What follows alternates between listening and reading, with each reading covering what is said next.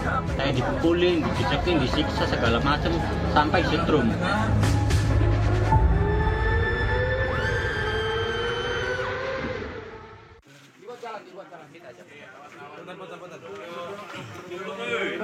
Polda Jabar resmi menetapkan Peggy Setiawan alias Peron sebagai tersangka dalam kasus pembunuhan Vina dan Eki yang terjadi pada tahun 2016 silam. Selama masa pelariannya, Peggy ikut bersama ayah kandung dan ibu tirinya di wilayah Katapang, Bandung, Jawa Barat dan merubah namanya menjadi Robi Irawan. Namun, kontroversi terjadi. Tepat sebelum agenda rilis selesai, Peggy berkoar di depan awak media jika ia tidak bersalah dalam kasus ini.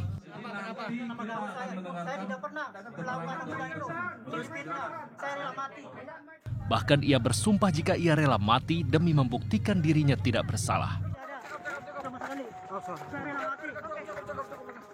Penetapan Peggy Setiawan alias Peron alias Robi Irawan kini menambah polemik baru. Tak lain mengenai 2 DPO lain yang ternyata merupakan tokoh fiktif. Hal ini mendapat kecaman dari keluarga besar Vina. Kalau dari pihak keluarga sendiri tahu yang dari BAP ya Mas ya, yang di BAP itu kan ada nama-nama selain Egy itu kan ada nama-nama lain Mas. Makanya waktu itu kan ditetapkan 3 DPO kan. Jadi ya keluarga hanya tahunya 3 DPO. Tapi sekarang Polda bilang hanya 1 DPO. Mungkin nanti saya akan mempertanyakan. Gitu.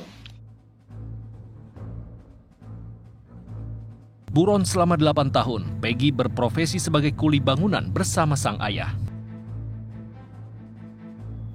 Selama itu pula, Peggy diketahui hampir tak pernah pulang ke rumah neneknya di desa Kepongpongan, Cirebon ini.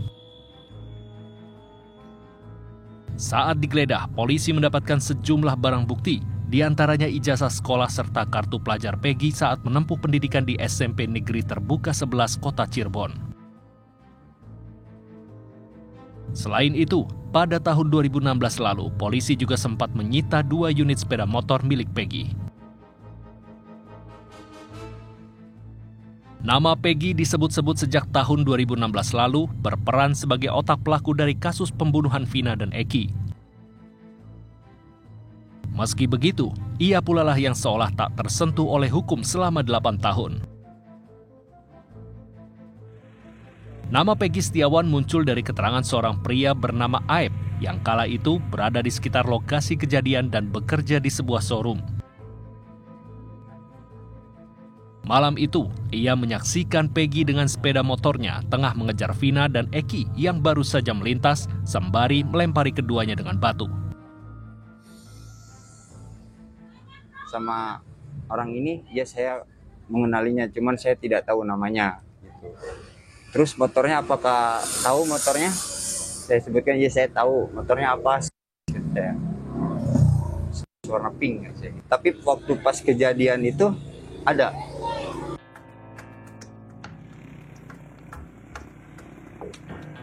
Namun, apakah 8 orang itu yang kemudian memperkosa dan membunuh Vina dan Eki? Aep tak dapat menjawabnya karena setelah Vina dan Eki terjatuh dari motornya, Aep pergi meninggalkan lokasi karena takut. Meski begitu, ia membenarkan jika Vina dan Eki terjatuh bukan karena kecelakaan tunggal di atas flyover Jalan Raya Talun.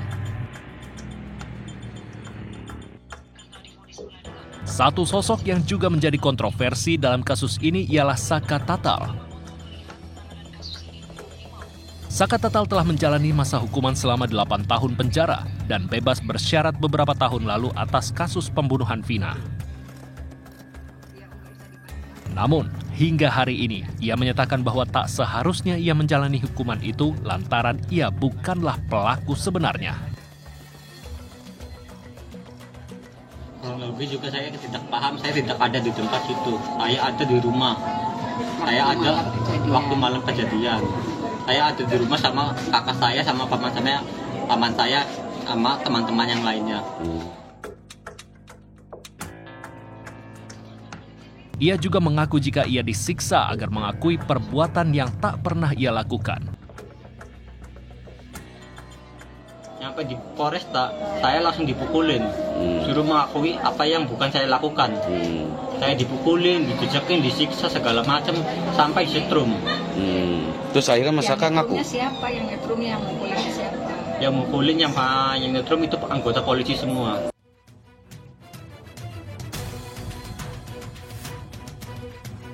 Tak ada yang menyangka jika kasus yang sudah berlalu 8 tahun ini akan kembali muncul ke permukaan dan menjadi atensi publik.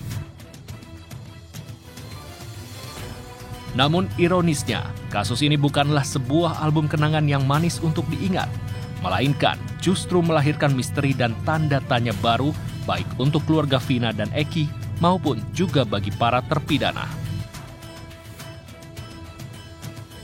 Saya memandang ketika katakanlah Polri atau Kompolnas memposisikan mengejar 3 DPO sebagai hal yang penting, silakan. Tapi menurut saya itu tidak sepatutnya diprioritaskan. Karena saya menangkap ada indikasi atau menangkap kesan telah terjadi miscarriage of justice. Miscarriage of justice yang berhilir pada masuknya 8 orang ke dalam penjara. 7 diantaranya bahkan dihukum dengan hukuman seumur hidup. Tapi setelah berkomunikasi dengan otoritas kepolisian dan berkesempatan untuk membaca berkas yang diperlihatkan oleh penasihat hukum, maka menurut saya seluruh otoritas penegakan hukum perlu back to square one, kembali ke titik nol untuk memastikan terjawabnya 2 pertanyaan. Sekali lagi, benarkah sudah terjadi pembunuhan dan benarkah sudah terjadi perkosaan?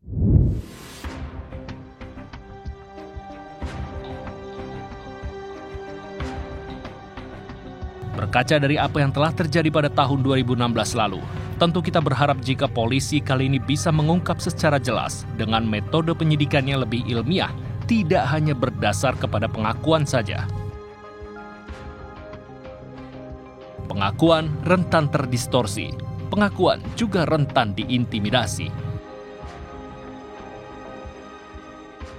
Dari Jakarta dan Cirebon, Jawa Barat, tim liputan untuk CSI RTV.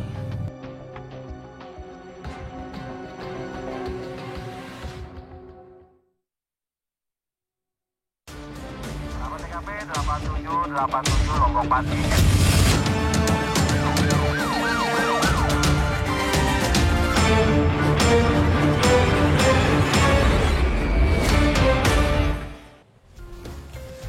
Halo Brigadir Putri. Halo Zaki. Dan halo sahabat RTV, berjumpa lagi dengan CSI Catatan Seputar Investigasi. Ya Brigadir Putri, ada informasi apa untuk hari ini? Ya sahabat RTV, selain informasi dari kasus pembunuhan Vina tadi, kami juga ada informasi kasus mobil tabrak motor yang mengakibatkan sepasang pasutri tewas, sementara anaknya yang masih balita mengalami luka-luka. Bersama saya Zaki Hosen. Saya Brigadir Putri Cikita. Inilah CSI selengkapnya.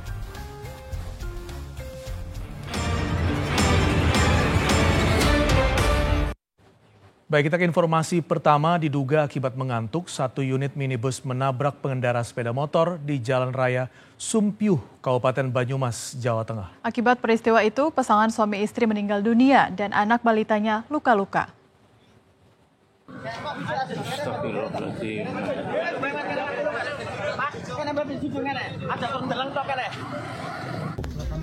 Ya Allah.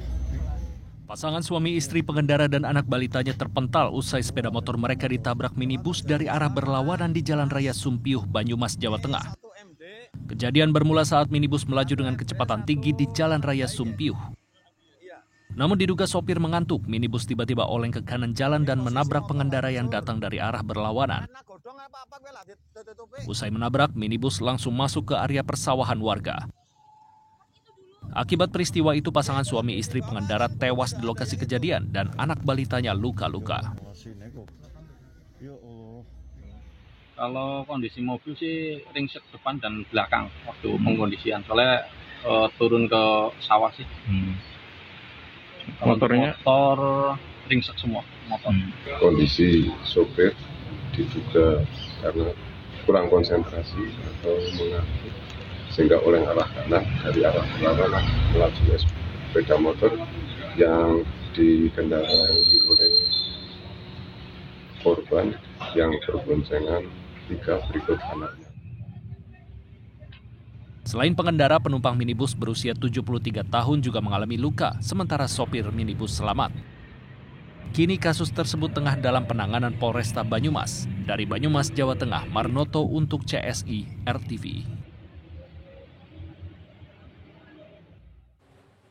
Sahabat, diduga akibat korsleting listrik, toko elektronik dan bahan bangunan di Krian, Sidoarjo, Jawa Timur ludes terbakar.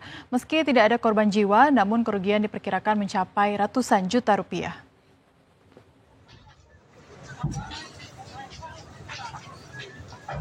Kobaran api melahap habis salah satu toko elektronik dan bahan bangunan tak jauh dari Pasar Krian, Sidoarjo, Jawa Timur.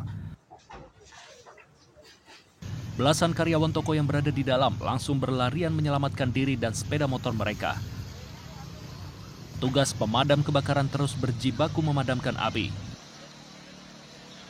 Tertutupnya pintu-pintu darurat di dalam bangunan membuat petugas kesulitan menuju titik api. Kobaran api baru bisa dipadamkan sekitar 3 jam dengan mengerahkan 7 mobil damkar. Diduga kebakaran terjadi akibat korsleting listrik. Nyamper langsung, tadi karyawan keluar. Di dalam ada orang nggak Mas di atas Mas? Insya Allah nggak ada. Nggak ada ya? Semua. Ada 2, cuma kesambet. Makanya itu tak bisa pastikan karyawannya ada apa enggak. Saya suruh ngecek, ternyata udah keluar. Karena gedungnya ini tertutup, jadi untuk pintu-pintu darurat, kita untuk menuju ke titik apinya kesulitan.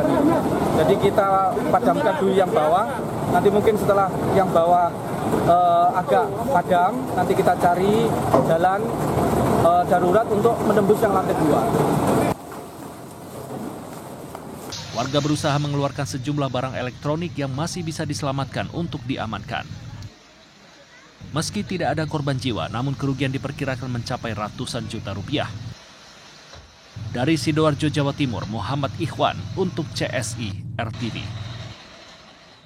Sahabat, warga Gang Sawah, Kecamatan Pondok Aren, Tangerang Selatan, Banten dihebohkan dengan penemuan jasad dalam toren.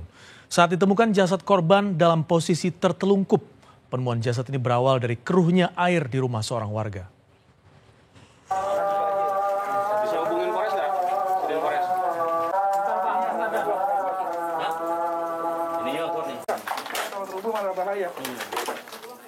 Aparat Polsek Pondok Aren dibantu warga Gang Sawah, Tangerang Selatan, Banten mengevakuasi jasad seorang pria yang ditemukan di dalam toren.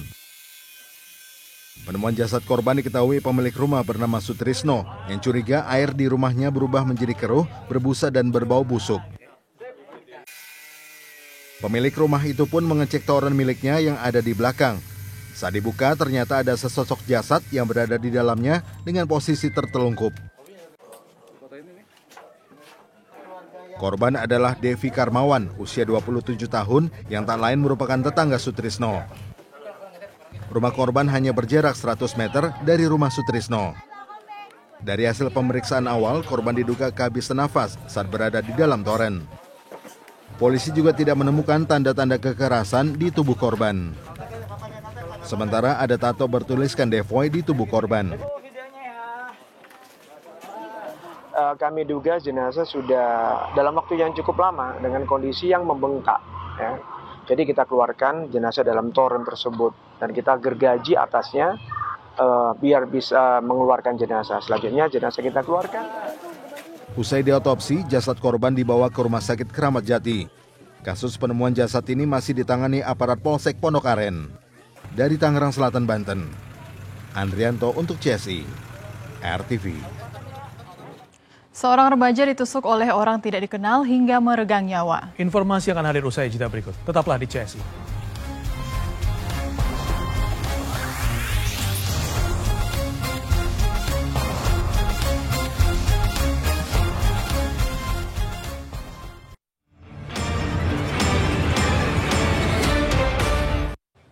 Seorang remaja ditusuk oleh 3 orang tidak dikenal di Soreang, Kabupaten Bandung, Jawa Barat. Korban sempat dilarikan ke rumah sakit, namun naas nyawanya tak dapat tertolong.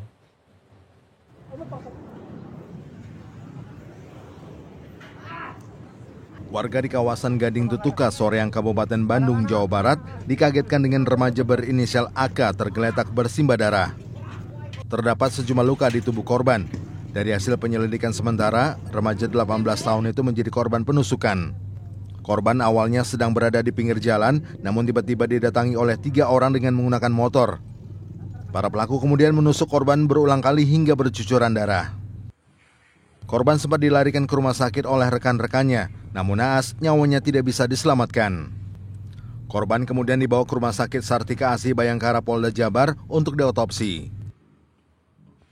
Seorang laki-laki berinisial AK, usia 18, ditusuk beberapa kali, kemudian dibawa ke rumah sakit dan dinyatakan meninggal dunia. Diduga ada 3 orang, tapi yang melakukannya 1 orang. Kami sudah melakukan langkah-langkah kepolisian, mendatangi TKP, memberikan polis lain, kemudian mencari saksi-saksi di TKP. Petugas kepolisian hingga kini masih terus memburu 3 orang yang diduga pelaku penusukan dan mencoba mengungkap motif dari penusukan tersebut. Dari Kabupaten Bandung, Jawa Barat, Dedan Syahputra untuk CSI, RTV. Seorang preman di Medan, Sumatera Utara memalak seorang pedagang ayam goreng kaki 5. Pelaku meminta uang kepada PKL tersebut dengan dalih untuk biaya keamanan.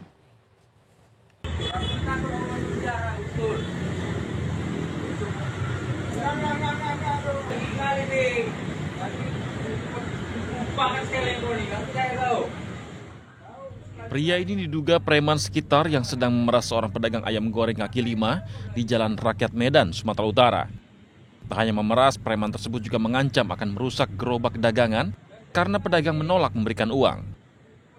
Tanpa rasa takut, aksi si preman disaksikan oleh banyak pembeli. Menurut pedagang, ia diminta menyetor uang Rp40.000 dengan dalih biaya keamanan. Pelaku akhirnya diringkus anggota Satreskrim Polsek Medan Timur. Pada polisi, ia mengaku uang tersebut sebenarnya memang akan digunakan untuk kebutuhan sehari-hari. Uang hasil punglinya biasanya digunakan untuk kepentingan pribadi, seperti beli rokok, uang makan. Pasal yang kita terapkan yaitu pasal 368 KUHP, yaitu tentang pemerasan untuk menguntungkan diri sendiri dengan cara memaksa secara melawan hukum. Kini pelaku telah ditetapkan sebagai tersangka dan terancam hukuman maksimal 9 tahun penjara. Dari Medan, Sumatera Utara, Wahyu Maulana, RTV.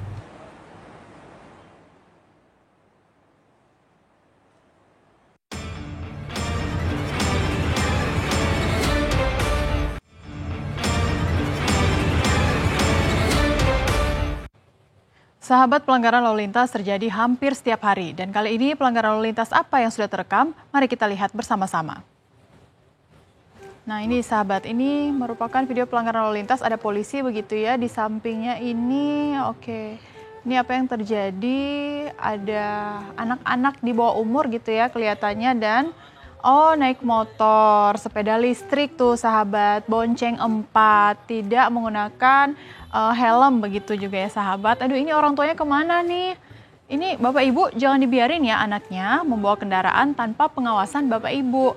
Nah sahabat, sepeda listrik biasanya dirancang untuk digunakan oleh pengendara yang lebih dewasa dan berpengalaman. Dan pengalaman anak di bawah umur tentu belum memiliki keterampilan mengendalikan sepeda listrik dengan aman di berbagai kondisi jalan. Sepeda listrik bisa dioperasikan di lajur khusus dan kawasan tertentu. Jika menggunakannya di jalan raya, maka bisa kena hukuman dengan berbagai sanksi seperti pasal 285 ayat 1, kurungan penjara paling lama 1 bulan atau denda sebanyak Rp250.000.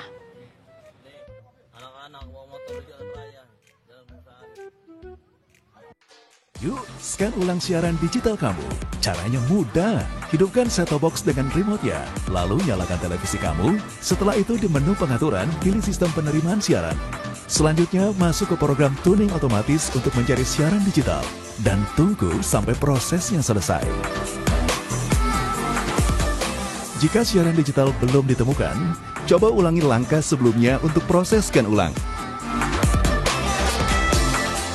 Atau pilih manual scan dan masukkan kode UHF sesuai kota masing-masing. Ayo, scan ulang siaran digital kamu sekarang. Jika ada kendala siaran RTV, hubungi semua sosial media atau website RTV. Ya, sahabat RTV, kita tiba di ujung acara, tapi jangan lupa untuk tetap saksikan catatan seputar investigasi setiap pukul 00 waktu Indonesia Barat. Saya Zaki Hosen. Saya Brigadir Putri Cikita. Selalu ingat ya sahabat RTV, jangan berbuat jahat karena tidak ada kejahatan yang sempurna dan pasti akan terungkap. Sampai jumpa.